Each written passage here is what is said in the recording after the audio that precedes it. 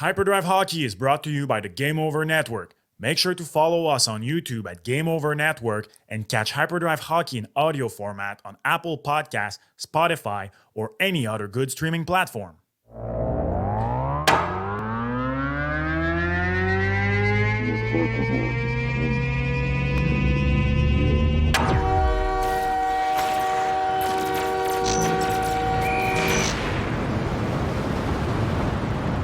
Seventh episode of Hyperdrive Hockey on the Game Over Network. My name is Max Van Hoot. Daphne Malbeuf, how are you doing today?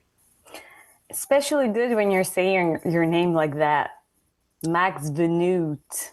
It's always been a thing. Like ever since we started this podcast, I'm like, should I say Max Van Hoot? Like, do I pronounce my name in English? How do I do this? Malbeuf is also really bad in English. Like, yeah, I had a hard time. The struggle is weird. You can probably tell, even though you're not francophone, that I do not have a typical French name. I actually have a very European name, even though I'm very not European. But yeah, it's hilarious because a lot of people just call me by my last name because it's a fun name to pronounce, apparently, which I've never really minded. It's just a bit confusing because me and my brother are really close. So at times when we were teenager, there was Vanute and Vanute. So that was weird. But I had an English teacher. In my last year of high school, Mr. Charles Good, may he rest in peace. He unfortunately passed a year or two ago, and he was really young. He was in his 40s. But yeah, he was I think he was from Ontario, South Ontario, and he was really like a typical, I don't know, like English teachers from movies, really old school, and he was our rugby coach. You can imagine the man was he was not that massive, but like kind of a linebacker shape, Canadian football linebacker shape, not NFL linebacker shape. Anyways, all this to say that he would love to just come behind me out of nowhere and just say really loudly, "Vanute!" I would be like, "Yeah, yes, Charles, what?" Nothing. I just like saying "Vanute." So it was really hilarious, especially once I started playing rugby. As I said, hello, Charles, from wherever you are listening right now. We are thinking of you. Mr. Kevin Laramie, how are you doing today, my man? Doing pretty good. I just came back from a little swimming lesson with my kid, 2 years old, Amazing. Loves to swim, and it's hockey related. One of the toys he loves to play with in the pool is a hockey puck. So we throw out a hockey puck, it goes to the bottom of the pool, he puts his goggles and just loves to go swim it. So I'll make sure it's a Montreal Canadiens hockey puck or something soon. Maybe a Utah Hockey Club hockey puck.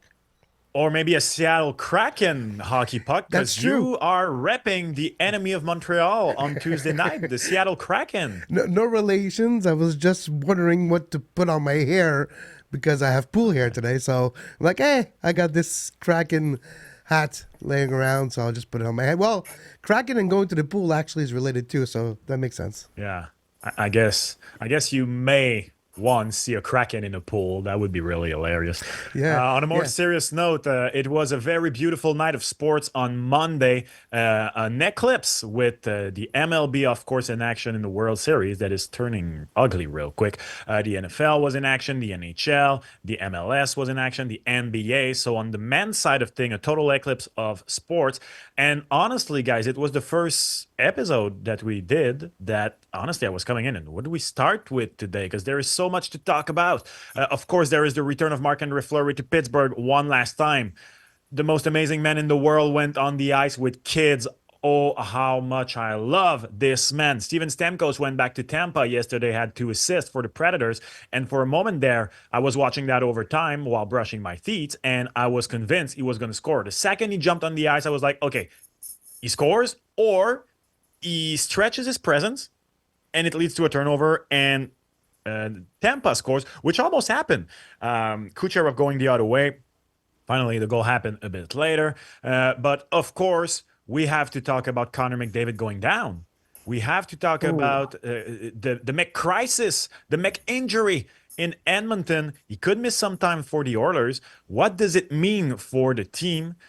He is going back to Alberta while the team is headed down to Nashville, so he will obviously miss a game at least in Nashville for the Edmonton Oilers. The team is hell-bent on trying to perfectly replicate last season. A tough start, an injury to Connor McDavid. So if everything goes according to script, he will be back quickly. He will go berserk. He will be the best scorer in the NHL from November to the end of the season, and they will go back to the Stanley Cup Finals. Yeah, I feel like this script has been written, like, I don't know who's in charge of this script, but it's curious. And the timing is just really bad, like 37 seconds into the game, and real quick, you fall below the 500 bar again. The loss against this Blue Jacket team, 6-1, I mean, what can they do without Connor McDavid is what I'm looking forward to see. But what does it mean for this team? I don't know. I don't know yet.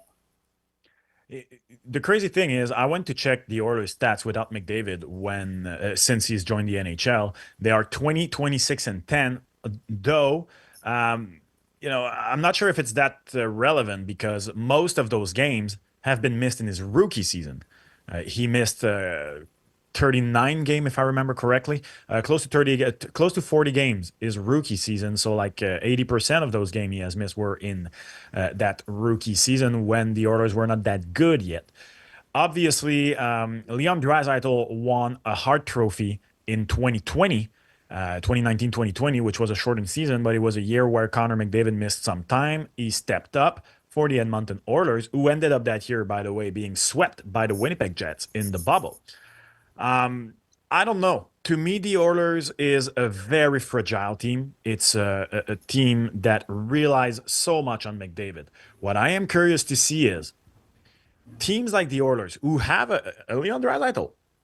Usually they're going to be just fine even though they miss the best player in the world. Remember when Sidney Crosby missed so much time for the Pittsburgh Penguins back in his prime at the turn of the 2000s and 2010s?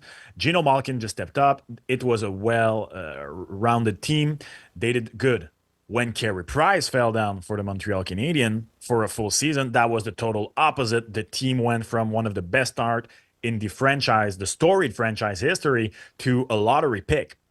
Or no, not a lottery pick that year. It was 2016. So it's the year they drafted Mikhail Sergachev 9th overall. But anyways, they went from a playoff team to a very bad team. Anyways, we'll wait and see. Obviously, we wish Connor McDavid isn't injured long time. But even if he missed just a little bit, it might force the team to regroup. It might force the team to bring something more out of them, some players to step up. Zach Hyman is someone we're waiting to step up. Ryan Nugent-Hopkins in a row of center is going to have to step up. So I'm curious to see that. Yeah, I was wondering, who would you like to see stepping up there? The Nuge. The Nuge needs to step up.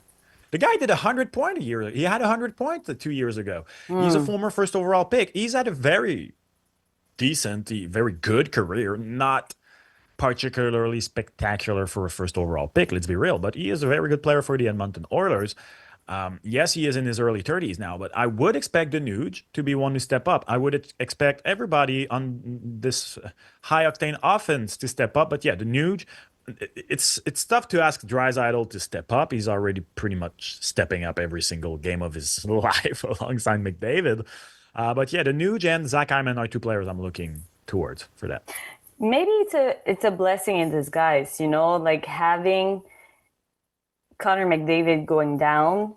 Maybe it would force, as we said, other forwards to step up, but just have contribution all over the lineup. Offensive contribution. I agree. The weird thing for me is that I really expected the Oilers to have figured it out by now, and they have not. The Colorado Avalanche have figured it out. Okay, they lost yesterday to Chicago, but they went on a 5-game winning streak. So I'm pretty sure now, like in 2 weeks from now, we're going to be talking. The Colorado Avalanche are going to be way over 500. This might come back to bite me in the ass. We'll see. But I feel like they have figured it out. The Nashville Predators are looking more and more like a team who has figured out. They lost in OT yesterday to Tampa Bay Lightning. That is 4 good games in a row for the Nashville Predators, who started 0-5, regular time losses, all of them. So I feel like Nashville is slowly figuring out, and I'm looking at the Oilers, and every game that I think, okay, now they're getting going. Nope, false start. So it's going to be very interesting to see right there. And again, Stuart Skinner, yes, on Monday night, not good enough, man. Not good enough. But he's not to blame for the Oilers' struggle. Really, right now, it's a team struggle. And yeah, I agree with you. Blessing in disguise is actually the best way to explain it as to what it can be for the Edmonton Oilers. This potential, well, it is an injury. This potential long term, we don't know yet at the moment we are recording this podcast. Yeah, another thing, Max, that I was reading about it, and it's another challenge for them. It's the way that they're playing in the neutral zone. And when I looked at some highlights, it's like they're not doing anything there. It's like right open. Other teams come flying in this neutral zone, and I feel like this is causing them all kind of problems also. So we need to regroup, but also we need to fix some of the elements there. And this is one of them that I want to see improving in the next couple of games. Yeah, it might be a tough stretch for you, Oilers fan, in what is already a tough start to a season. I'm still not worried about the Oilers. We're probably going to be in January, and if they're still within like a decent reach of the playoff, I'm not going to be worried about the Oilers for a very long time. I I really hope that it's a short-term injury for Connor McDavid, even though we're here saying it could be a blessing in disguise.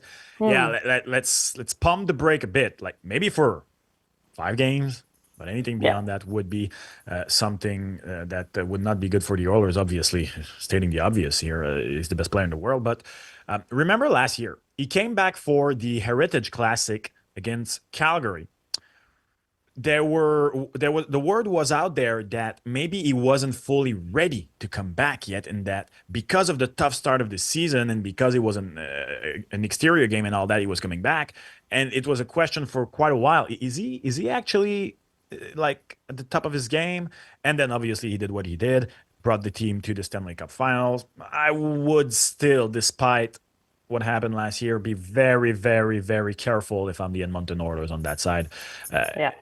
It's a long season. It's a freaking marathon. I know I'm not saying any scientific facts here, but take all the time you need. Yeah, and you went to a 7th game in the Stanley Cup Finals also. So yeah, I mean, my dude is probably in very good shape. I hope. Can you imagine? Can you imagine if Connor McDavid would be like, yeah, I'm not top of my shape right now. Like, what would it look like if he was? The thought of that is kind of hilarious. So yeah. Take care of you, Connor McDavid, and make sure that you come back at the full strength that we know you are capable of. Let's now go across Canada because the Winnipeg Jets are undefeated no more, and who else than the Toronto Maple Leafs to bring them down?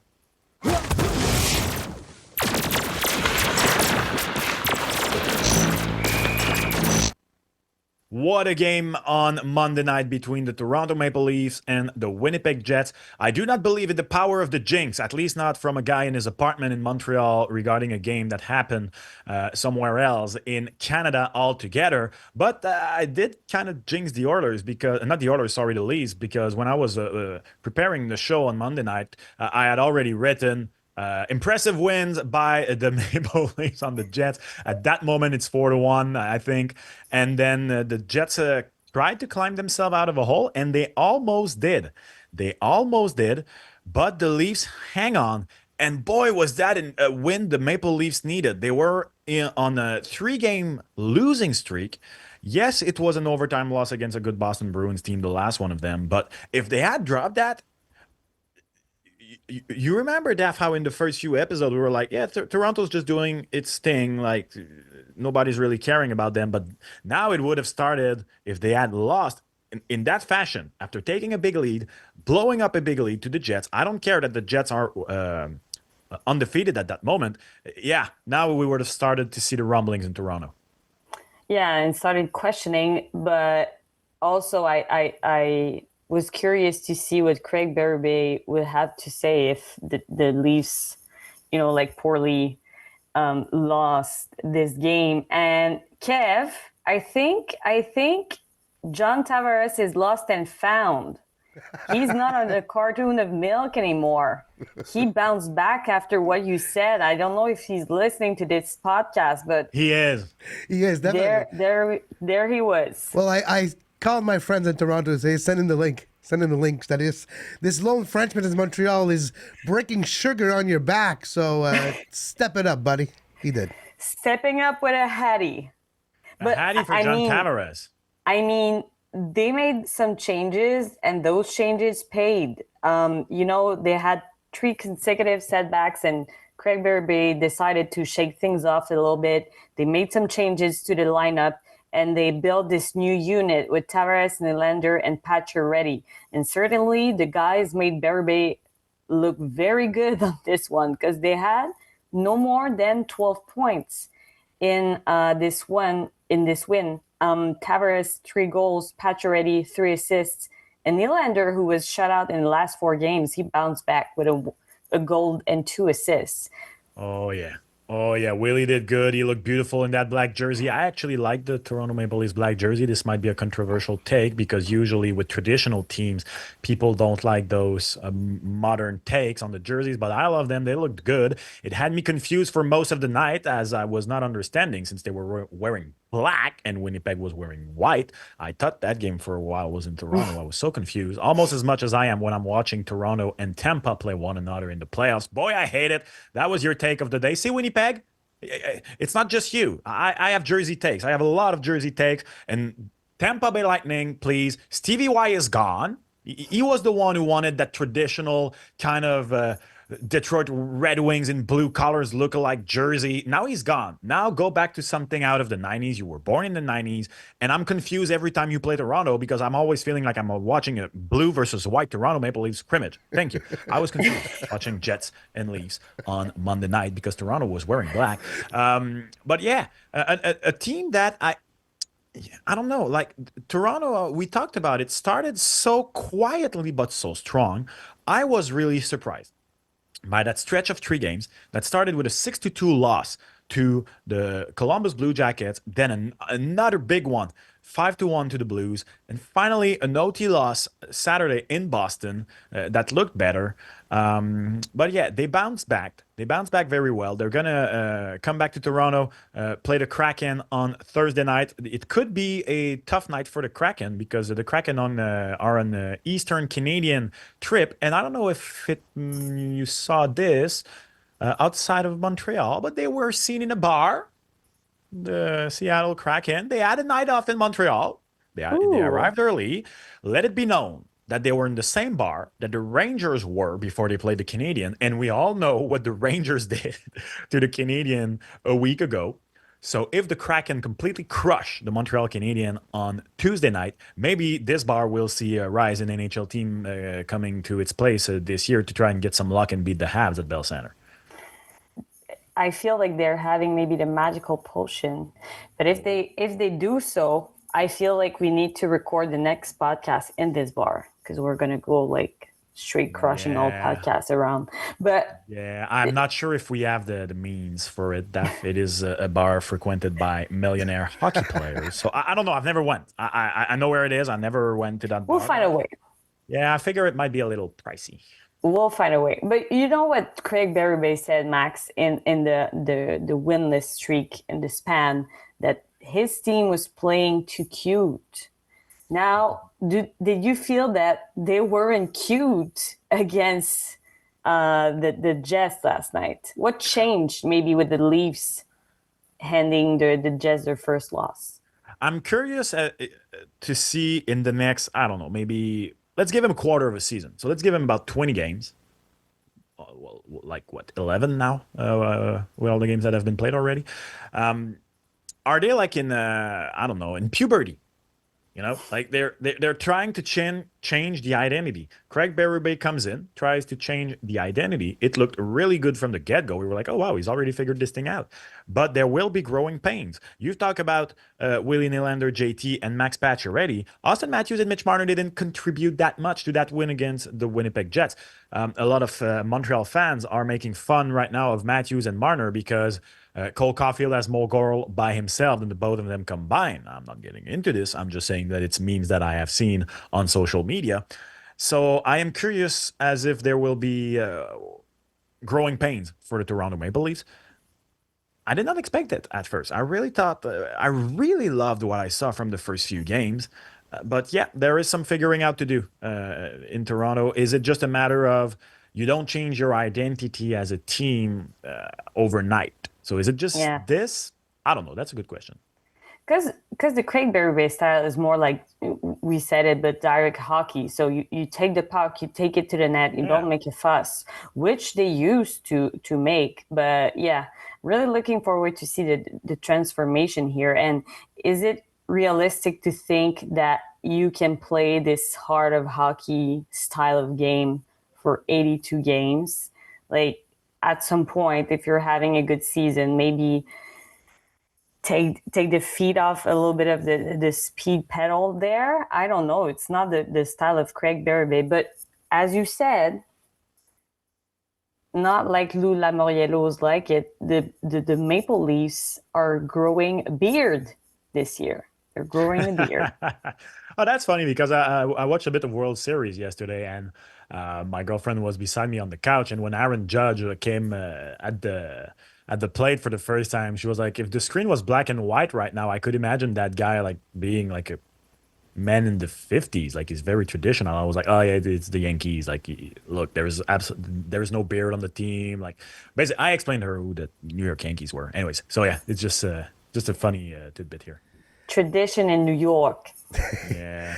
If I may add one point on the Toronto Maple Leafs, is as much as we've been lauding them for their good beginning of the season, being quiet, there's one statistic that I think they need to improve, and it's going to sound a bit simple, but so far in the NHL, they're 22nd for goals allowed. They've allowed 32 goals, so the worst in the league is the San Jose Sharks, obviously.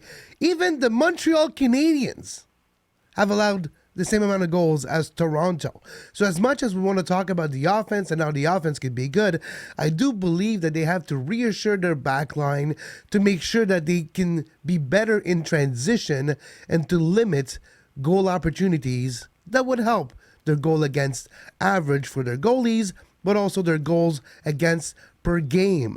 They have 32 goals against in the entire season so far, and that is 3.2 goals against per game because they played a couple games left than some teams, more actually. So 3.2 goals per games allowed as an average so far for the Toronto Maple Leaf, and if they want to do better later in the season and in the playoffs, that is a statistic that they need to work on. That is very well said. That is very well said. And you know, so much of the money is up front for Toronto. It has been a struggle ever since the start of this era. Um, I I was skeptical from the get-go for a team with such high hopes to go into the season with Anthony Stolars and Woll in the net. I liked Woll. He's early in his career. Injuries have been a problem. And of course, they have extended Jake McCabe on the blue line. But yeah, this is well said, Kevin. I do wonder, as long as they will have so much money up front and they will that they have to rely on bringing veteran that are not at the prime of their career back there, if they will really figure it out. So yeah, this is it about the Toronto Maple Leafs. Let's go back west, where we have to talk about the Vancouver Canucks.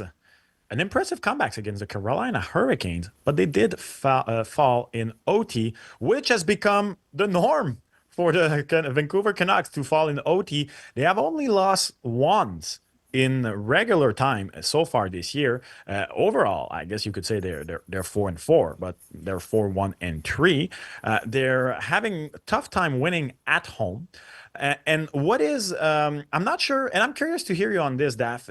I'm not sure if that's a positive or a negative, is that they can't say right now that when Thatcher Demko gets back, if he gets back at the top of his game, everything will be fine for them, because Kevin Linkinen is doing a very fine job back there with a 920 save percentage, 2.29 goal against average, 3.13 goal saves above expected. So yeah, I feel like the Canucks are still figuring things out, and yet they're really like getting their their fair share of points in that stretch.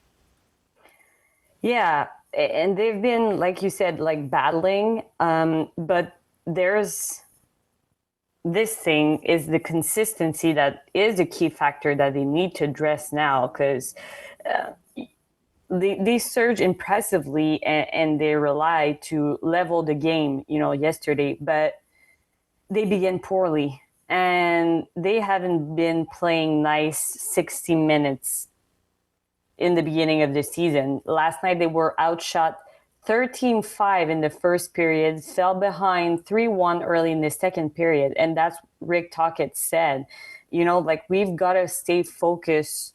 We got to stay focused on the task at hand.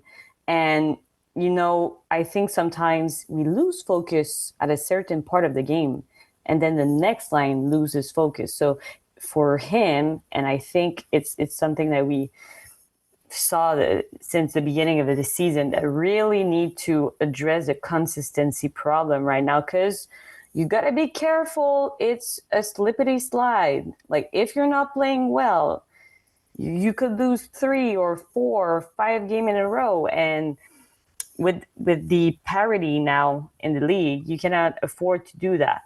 So yeah, but they've been resourceful, I think. And oh yeah, and I think that this is the biggest point for them. And they had a resilience, but they're still looking to get their best game. They're still looking for it. They have yet to play a complete game, and this is where I agree with you on consistency within the game. I feel like every period is a chapter in itself for the Canucks, and not necessarily chapters that follow along. Like you come in and have a good first one and then a bad second, come back in the third. In that game against the Hurricanes, they had a great last 10 minutes, but before that, they were really outplayed. And of course, we didn't have time to talk about it yet, but there was a bit of a scuffle between JT Miller and Elias Peterson at practice. No images of this were shown. It was brought by a journalist who said that JT Miller in an exercise really went hard on Elias Peterson, and there was a bit of back and forth, no punches thrown, not something like we saw in Buffalo between Peyton Krebs and Rasmus Dahlin, but at least a very bit of something. And maybe it was JT Miller trying to shake things up for Elias Peterson, who is still trying to find his game to start this season. 4 points, only a goal in 8 games so far for EP40.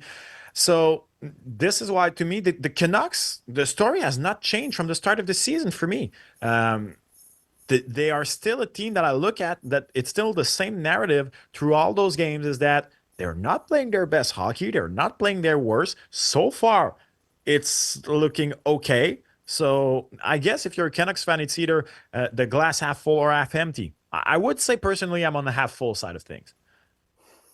Yeah, when I've talked about this like last Friday about the JT Miller incident, it's for me, it's kind of seeing your veterans, or you're relying on your veterans to take the leadership. And I really like seeing that. Because when it comes, I feel like when it comes, it's like when you're a kid, when it comes from the teacher, you're like, ooh, I don't really care. But when it comes from your buddy who's like, were you like that?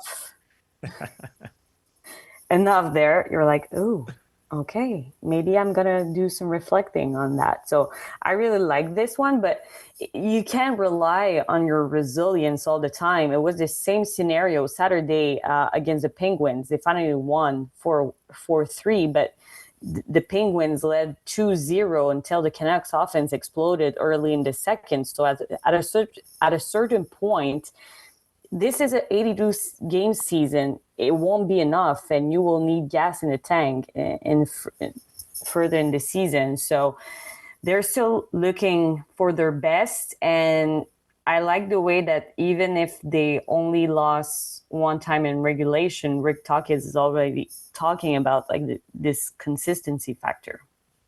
Yeah, and he does it for a very good reason. It's because they are not consistent even within the games. The Calgary Flames Cinderella run to start the season is officially over. Now, what is this team is going to be a great question. Are they as good as they started? Are they as bad as they are now? 3 losses in a row, -9 in that stretch. Well, it sure doesn't help when you get blown out 5-0 in Vegas, outshot 38-16 in that game. Winning in Vegas is one of the toughest things to do. They have been one of the best team at home for the past few years. They are 7-0 so far this year. So I guess we can give a mulligan on the Flames. But I'm curious to see how they bounce back from this. Blake Coleman said that it's a long season. There's going to be highs and lows. And he even said that he is kind of happy, kind of glad that it's getting going right now, which I think is interesting. I mean, I understand where he comes from with this stuff, but I don't know. I'm never glad that I'm losing. I'm on a losing streak. Like I said, I understand where he comes from with this. You need to fight adversity. I just thought the wording was kind of weird. Yeah, but I feel like what he was saying was just, maybe a little wake up a moment for them. In the game, yes, like in the game against Vegas, they were outclassed in every way. They haven't been playing nearly the standard that we've seen so far this season.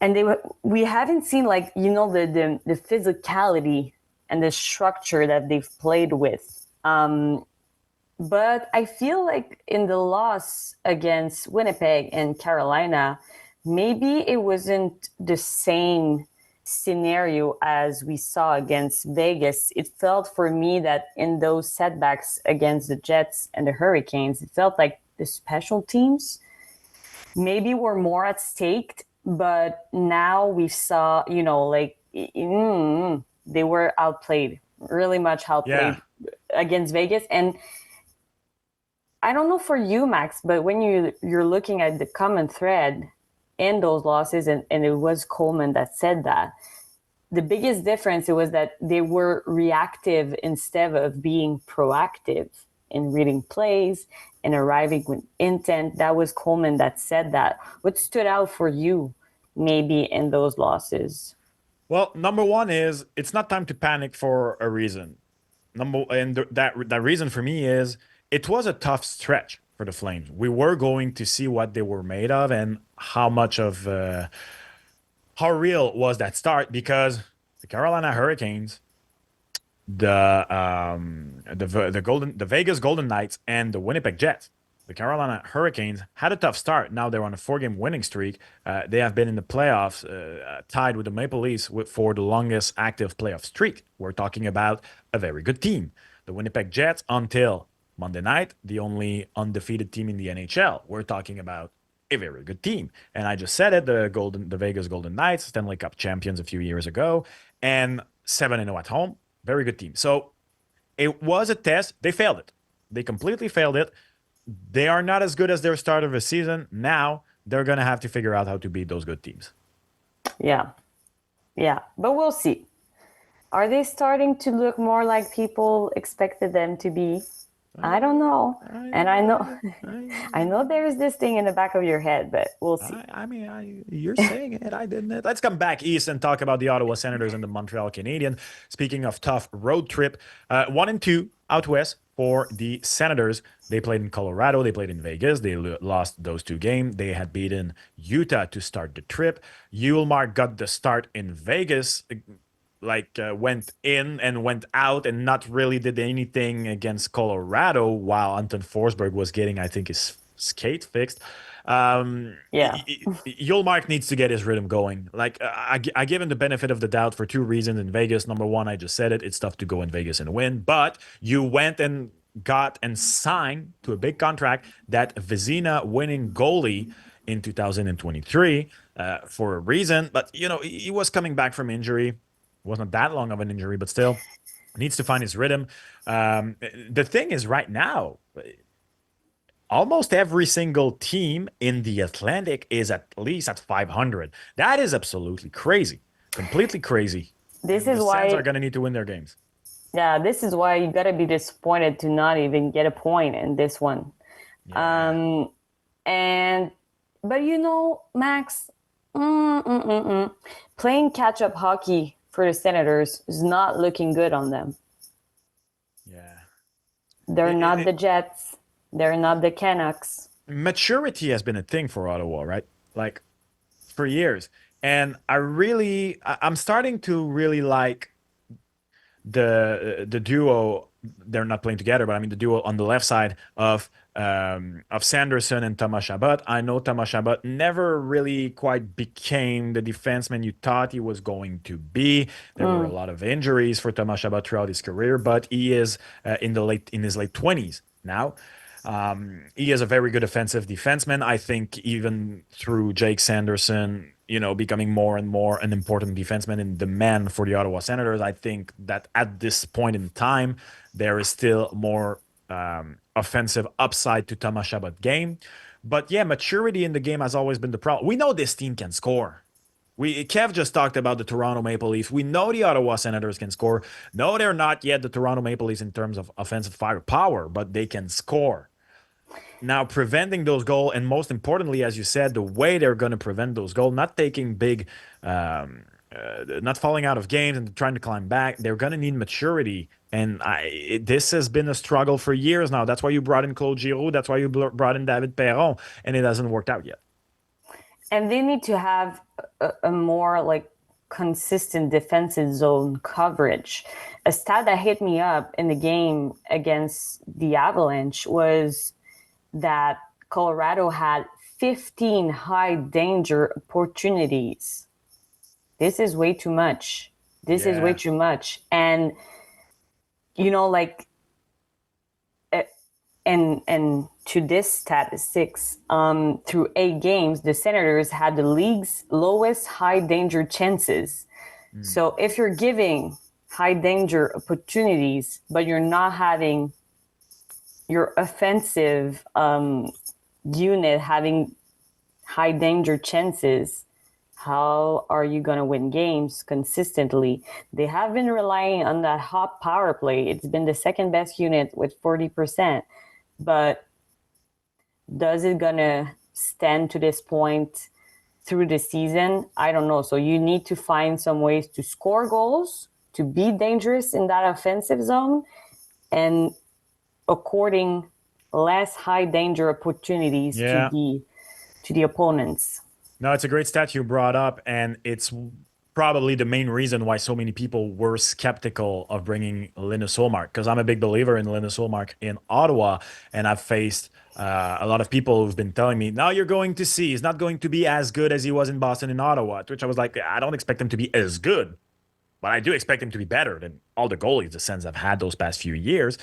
And one of the main reasons is what you just said, the quality of the defense ahead of him. Now, I was more of the school of thought that, is it the chicken or the egg? Are the Senators that bad defensively, and the goalie stats are a result of this? Or are the goalies bad? And yes, the defense isn't very good, but they're not confident because they're in their head. They're always like, hey, we might give a shot from the blue line and it will always go in. And then you get into that cycle.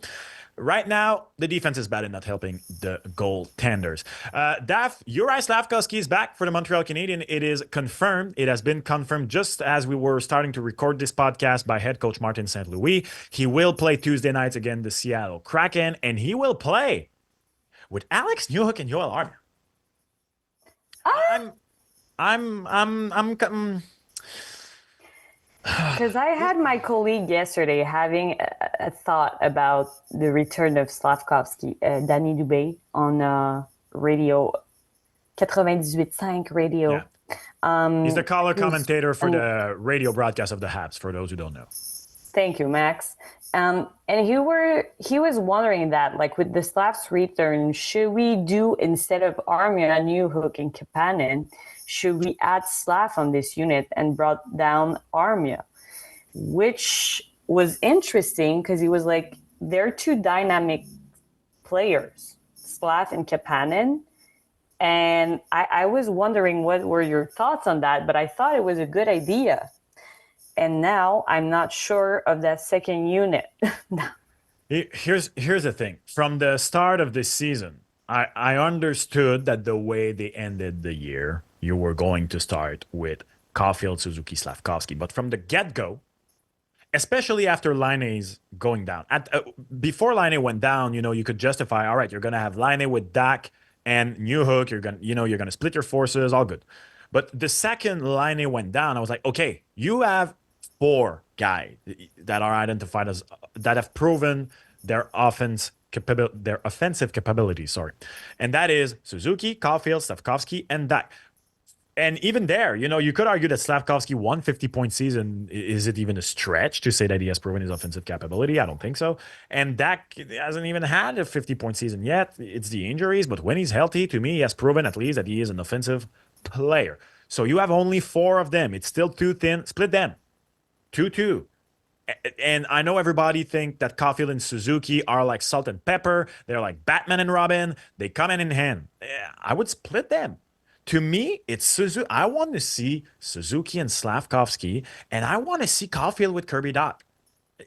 Now, I understand that the Caulfield, Suzuki, Dach has been good in the short absence of Uri Slafkovsky. Kirby Dach seems to have found his groove on the wing.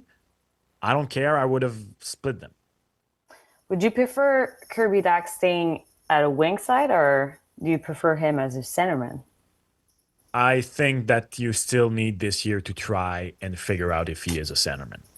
If it doesn't work next year, I don't have a problem with him down the road. Like, even Demidov, who was drafted as a winger, said during the summer, I actually prefer playing center. So if Demidov comes in and he's a great, like Tim Stuchla in Ottawa. Tim Stuchla, we all thought that guy was a winger when he got drafted, comes in, and he's actually a center in Ottawa, and a very damn good one at that. So who knows? Were you reassured by the two performances during the weekend? Yes and no. Yes, but it's Jake Evans who said that we're not fully there yet, but we might have turned a corner. I'm pumping the brake a bit on this, and here's why. The St. Louis win was impressive. I thought, especially after the way they beat Toronto, I thought St. Louis was coming and smoking Montreal. And Montreal has been so bad last year on back-to-backs that I thought, oh my God, this losing streak could get ugly. So the win against the St. Louis Blues was impressive. But then, Montreal has been so bad on back-to-backs that I want to see the glass half full again, as I do with the Canucks regarding that win. But it's the Flyers. They're really bad. They were on a back-to-back too. They had a young goalie. It was a boring game between two not very impressive teams. So I can't wait to see Tuesday against the Kraken. If they can pull something off, then I'm going to start to say, okay, we might be onto something here. Yeah, I like the way that they found a way to come together and find some solutions. Arpon Basu from The Athletic was saying that they simplified the play in the defensive zone. Bravo. And we, as we were discussing last week, I'm like, is maybe Martin St. Louis too stubborn with the way he wanted defensive to play? Yeah, that is interesting. At some point, you got to say, maybe they don't have the hockey IQ that I have. And we need to find a way for this to work. But what I'm skeptical about is the same thing, is the way they play this defensively. It got a little better, but I need to see that more and more to be convinced. Yeah. Because it's been the lacking of this team since early on, and it still needs to find his way. I'm curious to see what's going, but there are some little things against the Flyers, the way that they're pushing the puck away, the way that it's still is risky. Oh yeah, They're on some shaky. They're on some shaky ice. Yeah. in my humble opinion. If I could, before we go, sorry, Max, yeah, if I could yeah, just Kev. have a quick point just on the Montreal Canadiens. I've been looking at the stats over this morning too, and the first goal is so important for the Canadiens. They've won 4 games when they scored the first goal. They lost 2 of those when they scored the first goal, but they conceded 3 games when they allowed the first goal. So out of all their defeats, 3 of them are when they concede the first goal. They have no comebacks outside of 2 games in games that are the first goal is not there. So that is so important for Montreal. To me, it's a bit of a sign of, is the confidence there? Do they trust the system that if they're trailing, they can come back? And that is something to improve, especially with a young team. You want to give them the confidence that 1 goal, no problem, we can come back. So far, that stat would tell us otherwise. That is very, very a very good point and very interesting. And yep, that is sometimes the mark of a young team still trying to find its groove, that they are not able to come back into games and that they falter too quickly. Before we head down south, a news on the PWHL side here in Quebec is that Montreal and Ottawa will play a game in Quebec City, Centre Vidéotron Center, which is the house of the Quebec Rempart, and the once upon a time thought to be future house of an NHL team. Let's not go there. According to Pascal Lévesque of Le Soleil, so Montreal and Ottawa will play in Quebec City, which is very interesting. PWHL teams have played games outside of their cities in their inaugural season. There were games, I think, in Pittsburgh. I remember one, I think, in Chicago in the USA. So that will be important to plant seeds in different markets to grow the game. Yeah, it's designed to measure, maybe just like step a little toe in the water to see what's there in Quebec. But really interesting because, I mean, is this a prelude of maybe an acquisition of a franchise in Quebec City? And as you said, Max, there is this idea to, set aside the nostalgic and unrealistic dream, let's face it, of the return of the Nordiques to Quebec City and just look to the future. And I feel it could work there, like betting on women's hockey. I see them being capable of maybe attendance record. They have over 80,000 seats over there. And I feel like it could be full. It's going to be on January 19th. And yeah, looking forward for this game. But yeah, it's the PWHL just looking to measure and increase the interest of the activities in the league. But the WNBA did that. And from what we saw, what they measured over there, they were able to implant new teams like in Toronto. So people from Quebec City, you had to be there. Number one, I fully agree with this message. My name is Maxime Venute, and I approve this message. Number two, I hope that when the PWHL is at a point where it's much bigger, that the province of Quebec has 2 teams.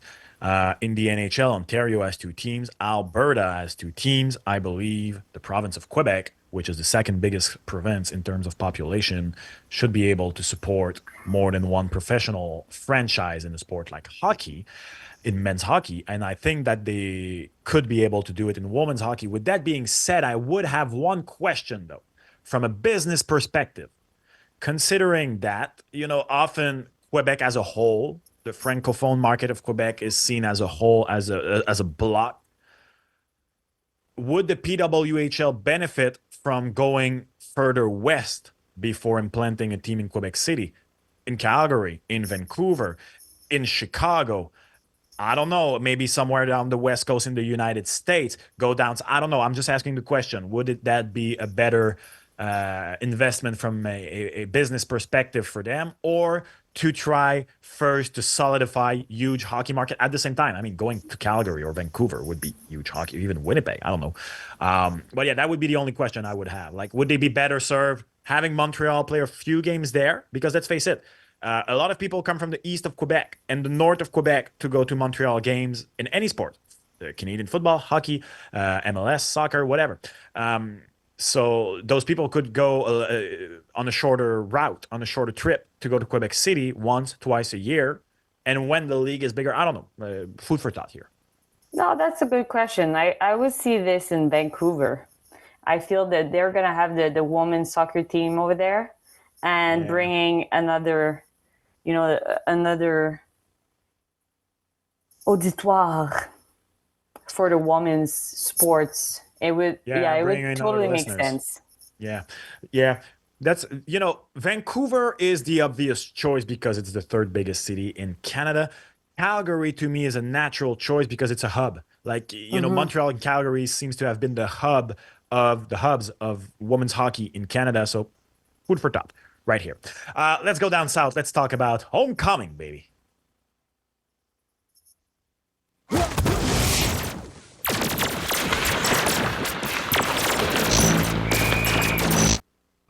Kev doesn't know me as much as Daph do, but Daph knows a thing. Oh, I am one nostalgic emo boy. I don't really have love that. Yeah, I don't have the FOMO so much in life, but I did have the FOMO for the When We Were Young festival a week ago in Vegas.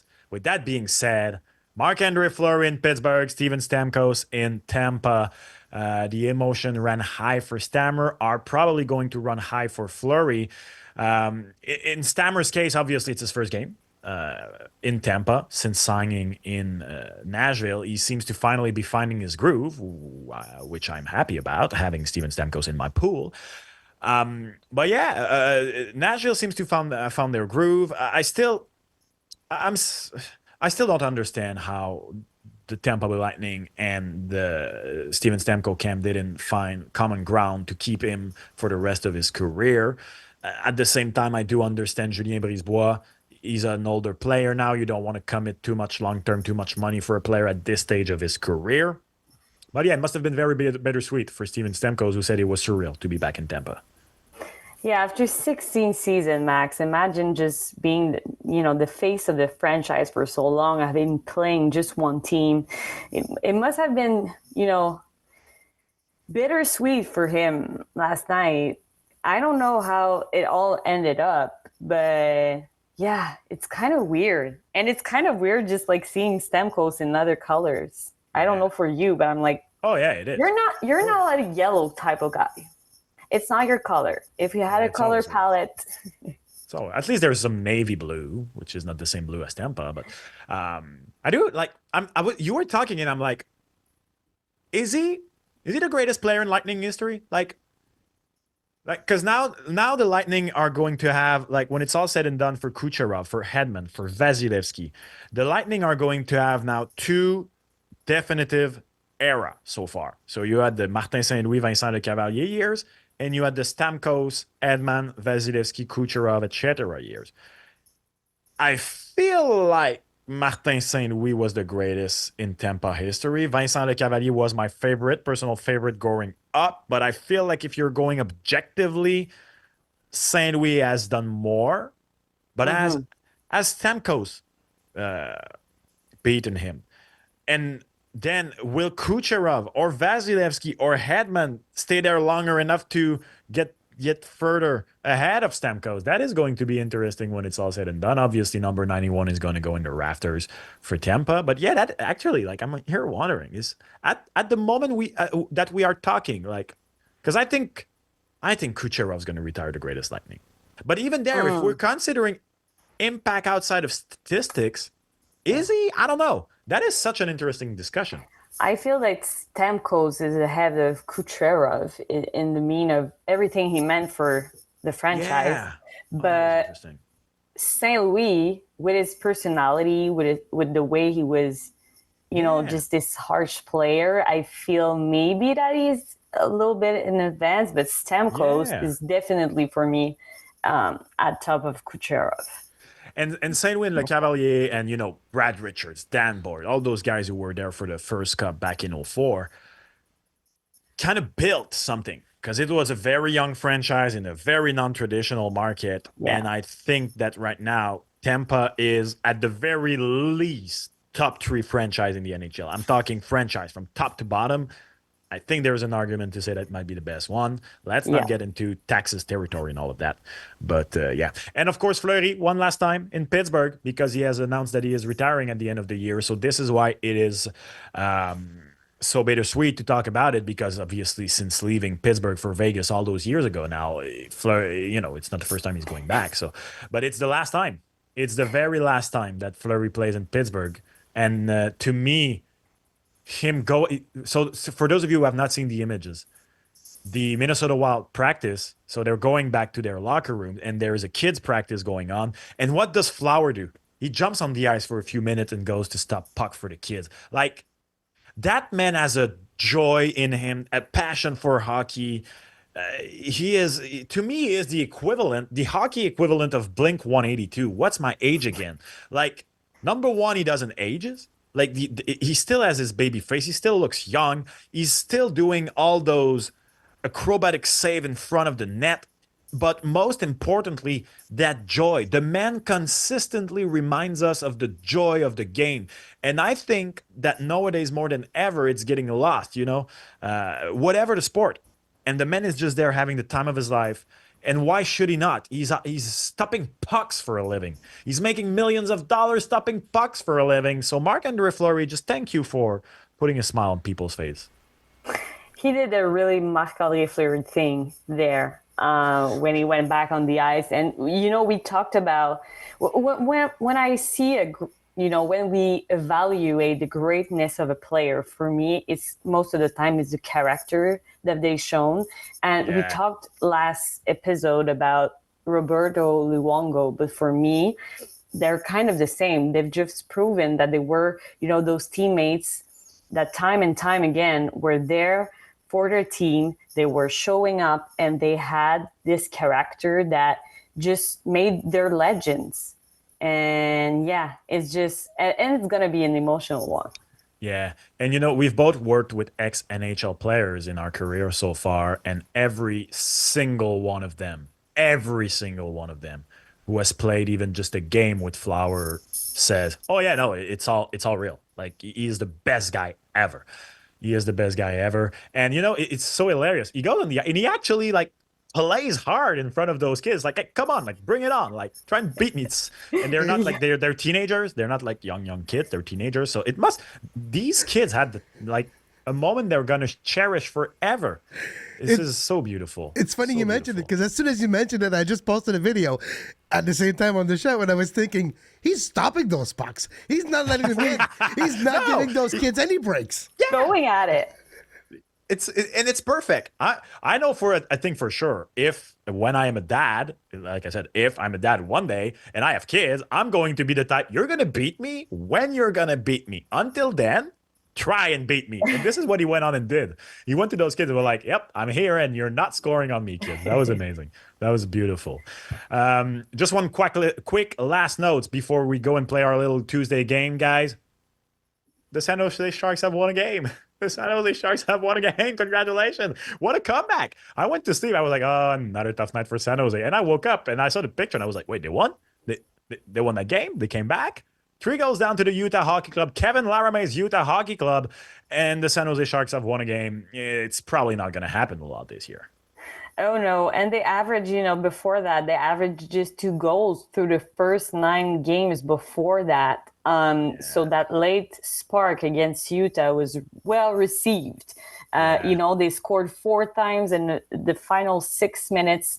And I'm kind of relieved for them, because we talked about the loss of Connor McDavid, but they didn't have the luxury to lose Macklin Celebrini as they did in the beginning of the season. Will Smith, 0 points in 7 games, -4. So tough start finally a win, for the Sharks. And the Utah, and we're not going to go deep diving on this one, but they had, late defensive breakdowns. And it was the 5th overtime game of the season. I know they've lost Marino and they've lost Jersey, and it's going to be, a tough one to just readjust. And I'm curious to see what it's going to look like for the Utah Hockey Club in the next week. You talked about it first episode. You said that it was thin on D It's still on D for Utah. Yeah. And regarding the Sharks, first episode or second or whatever, we were talking like, well, they're going to be bad, but at least they're going to be exciting. And with Will Smith really struggling to start his NHL career and Macklin celebrating out as you've said, well, they're bad and not exciting, which is tough. So, yeah, go figure. This is it for South of the Border. Before we end this episode, we have a little game for you, and this one is going to be fun.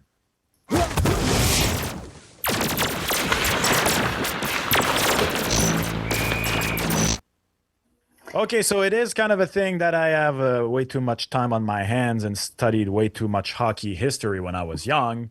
And so 2 weeks ago, Daph had me try to figure out the Maurice Richard Trophy winners in order, which I did, to my own surprise. But the Maurice Richard Trophy has only been in existence since 1999. So Daph, we're going to do something similar today. Where are we going?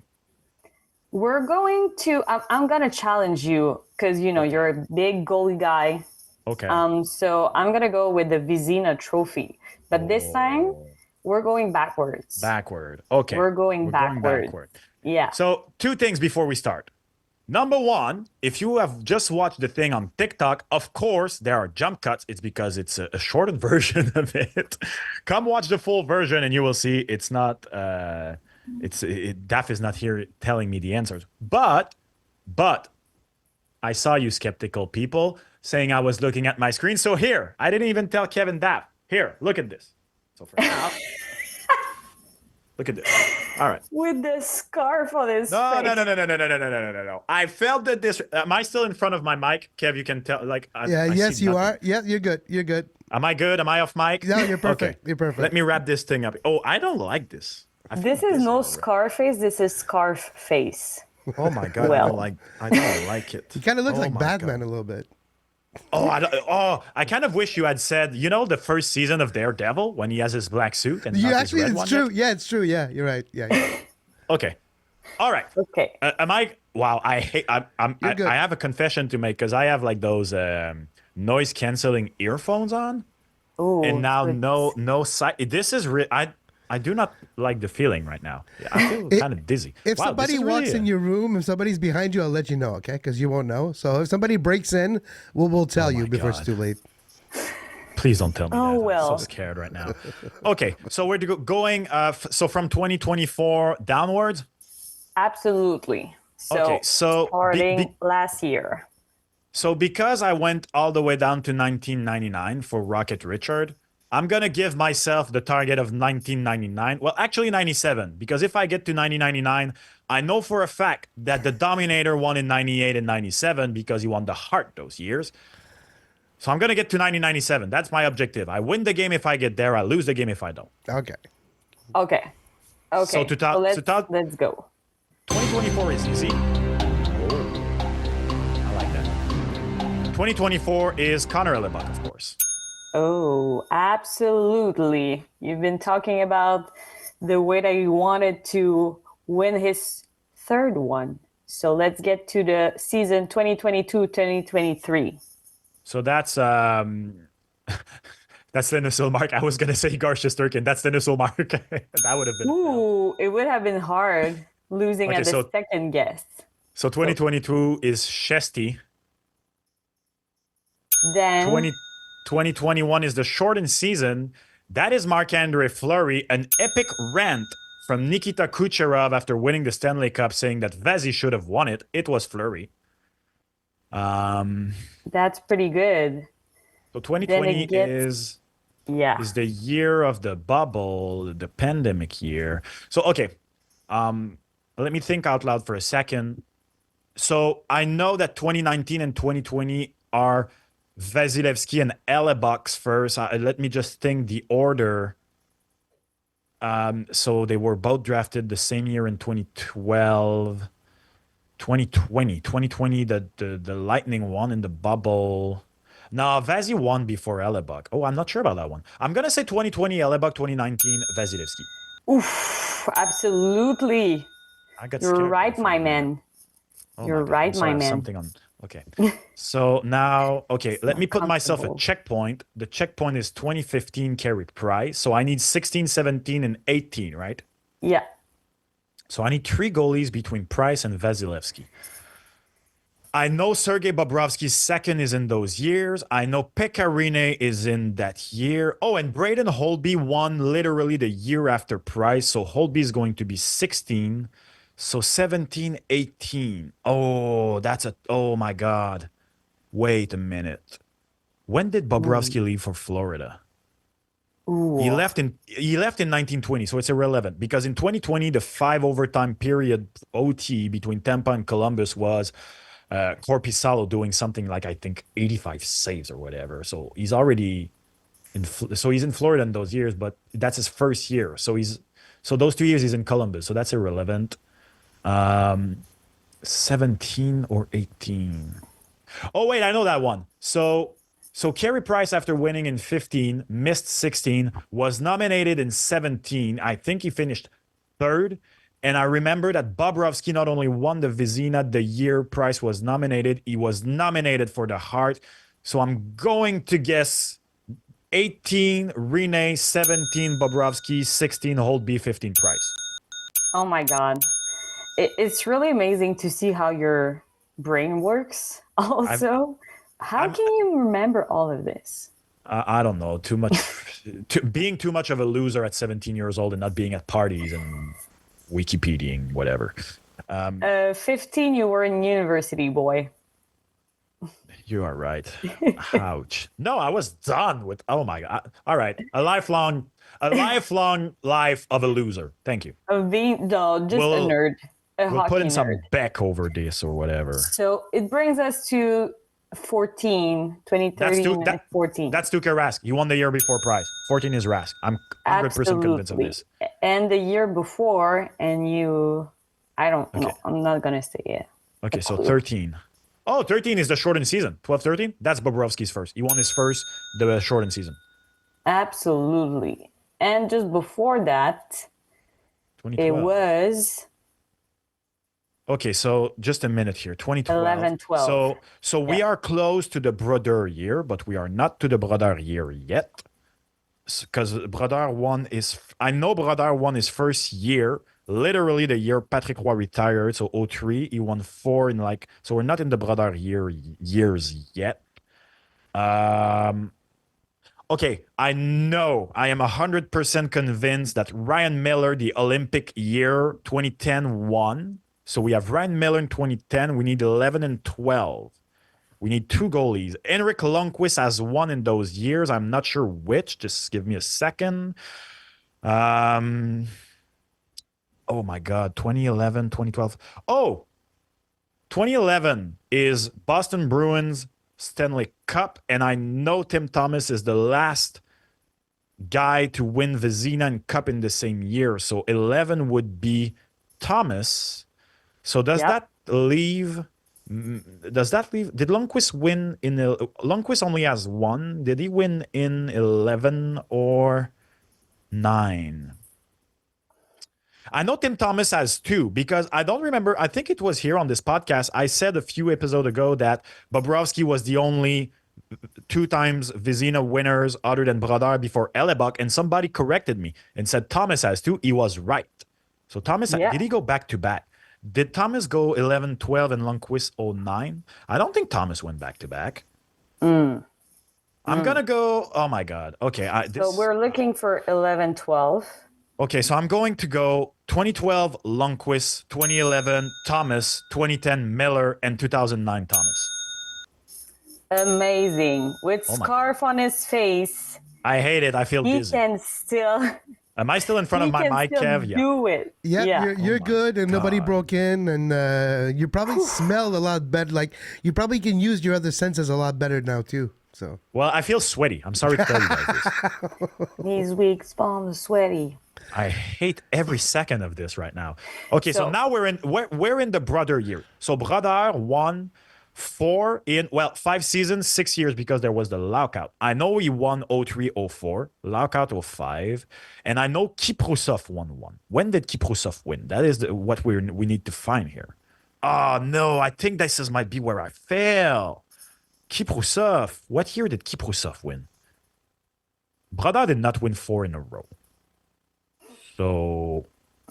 So he has to have won in 08, right? He won in 08. I'm going to say Brodeur 08 for now. Yeah. Okay, so 07 and 06. Okay, so what year did Kiprusov win? I have no idea what year Kiprusov win. So, by the way, Mika Kiprusov has kind of become underrated these days. Really an amazing goalie. You know what? I think it went to Kiprusov 2. So I'm gonna say 07 Brodeur, 06 Kiprusov, 05 lockout.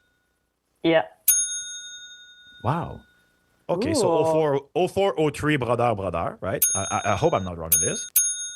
All right, so that's easy. If you're a hockey fan from Montreal and you don't know that José Theodore won in 02, you're not a real hockey fan. 2002 Theodore. And who is the second one this year? It's interesting. In 02? That's Patrick Roy. I know that. Absolutely. Why do I know who finished second? Because I'm a nerd. Okay. Oh my God. So now we're from the Ashek years to from the Brodeur years to the Ashek years. Ashek won 6 in I think 8 seasons. I just need, okay, so as I said, he won in 97 and 98. He won the Hart. 1999 is the year the Sabres went to the Cup final. I would say I am 90% sure Ashek won the Vezina that year. We need 2000 and 2001. I don't think he went on a 4-year stretch at any point. So we're looking for maybe 2 Ashek somebody, 3 Ashek somebody, and an Ashek in 01? Wait a minute. Did Ashek win in 01? Who would have won in 01? Because Brodeur doesn't have one yet. He won in 03. We're done with Brodeur. Patrick Roy has never won one with the Avalanche. He has won 3 all with the Habs. As Daph said, he finished second in 02. I'm pretty sure Ed Belfour's has 2, but they were all with Chicago. At that time, he's in Dallas. Curtis Joseph has never won one. I don't know. I'm going to say Ashek 2001. Yeah. But then did he win in 2000? Did he go 5 in a row? Ashek didn't go 5 in a row. Did he go 5 in a row? Wait a minute. Who am I forgetting? Because I feel like I just named the top 5 of that era. So it's not Roy. He has not won in Colorado. It's not Belfour. He has not won in Dallas. It might be Ashek. It's not Brodeur. It's not Curtis Joseph. He's never won one just like Luongo. Okay, so feel free to put a timer on me because I need to go in my head right now. So I'm going on the map here. Okay, so obviously it's not Montreal. It's not Joseph. It's not probably Patrick Lalime in 2000 in Ottawa. It's not him. In Edmonton, might be Tommy Salo, but I don't think so. I have no clue who's in Calgary in those times. Maybe Fred Bradway. That's not him. I'm guessing maybe Kevin Weeks in Vancouver. That's not him. If we get back east, Boston, that's not Byron Defoe. It's Mike Richter? No, he's too old. I have no clue who was the goalie before DiPietro. Garth Snow was there, but I don't think it's those years. It's not him. The Islanders were not good. They drafted first overall. It's obviously not Brodeur. Philly, no. Philly hasn't had a Vezina goalie since Extal, so it's not Czechmanek, Boucher, whatever. Pittsburgh. I think we might be in the end of Paraso or the Johan Edberg year. That makes no sense. Columbus isn't there yet. Down east, Carolina. Artus Airby doesn't have a Vezina. Olaf Kolzig. Does Olaf Kolzig have a Vezina? Would that make sense? He was good. Does he have a Vezina? Why do I have a feeling that Kolzig has a Vezina? I feel like I've seen that picture, but no, wait a minute. That makes no sense. Not in Florida, not in Tampa, whoever was there before Khabibulin. Does Khabibulin have one with the Coyotes? No. Not Jamie Storr in LA. Damn.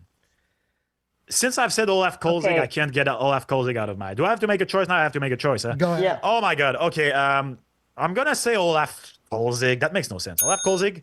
I hate you so much. Olaf kidding. Kolzig.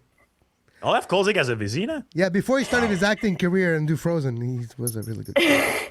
Is it... What? Yeah, he won What is with that? the Capitals. What's that Frozen thing? Tell me after. Well, Olaf, okay, so Olaf is the snowman in Frozen, so it's a bad joke. you can see I don't have children. I have not Alright, seen well, Frozen. I do dad jokes because I'm technically allowed. So there. Okay. So I'm going to go 99, 98, 97. That's Ashek. That I know. Yeah. 96. Oh, I have no idea. I'm sure Ashek hasn't won 4 in a row. Who I could have won a in clue. 96? He's another actor. Yeah, that's a good clue. I almost went there too. Oh no, Who's you in shouldn't have told me this. I would have failed. 1996. I would not have it. It's Jim Carrey. It's Jim Carrey? Yep. That was too easy of a clue because I had Jim Carrey in my head for like 93. He won it in 96? Yeah. Yep. And then he disappeared off the face of the earth. You Because deserve this clue. Because in my head, when I think, because like Kevin said, Jim Carrey, that was so short that in my head, when I have a picture of Jim Carrey, because I don't remember him playing, it's with the old school jersey, the original one. And I feel like in 96, it would have been the Screaming Eagle. So I would not have guessed him. So 96, so 95 and 94, these are the first two of Dominique Hachek. Yeah.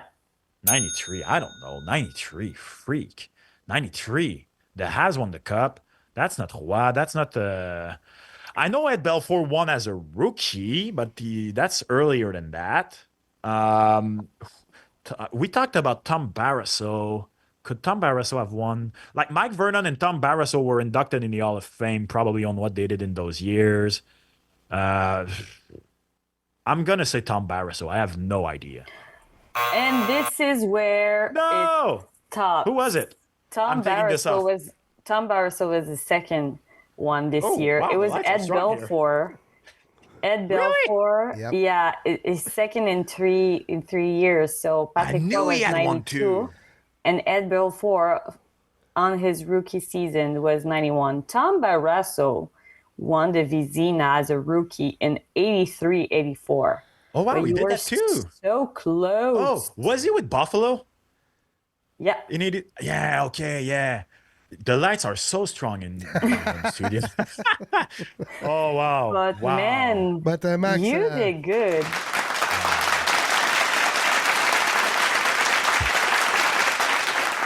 Just so you can see, I did not have the answers written on the scarf. All right, Imagine just trying to look at the scarf. you know what is the most amazing thing with this? What? Kids, I have a girlfriend. I have a girlfriend. I'm not a loser that much. All right. Thank you so much for tuning in today. Thank you so much, particularly if you watch all the way to the end. I cannot believe this. I'm so sweaty right now. I hate it. I'm never doing blindfolded noise cutting thing again. I did not like that a second. My name is Max Vanut, alongside Daphne Malbeuf and Kevin Laramie. Make sure to follow Game Over Network on YouTube, catch Hyperdrive Hockey on Spotify, Apple Podcasts, or your favorite streaming platform. Please consider subscribing to Game Over in your local market: Montreal, Toronto, Ottawa, Edmonton, Calgary, Winnipeg, and of course, Vancouver. Have fun watching hockey this week, guys, and we'll talk to you on the next episode of of Hyperdrive Hockey on the Game Over Network on Friday. Talk to you all soon.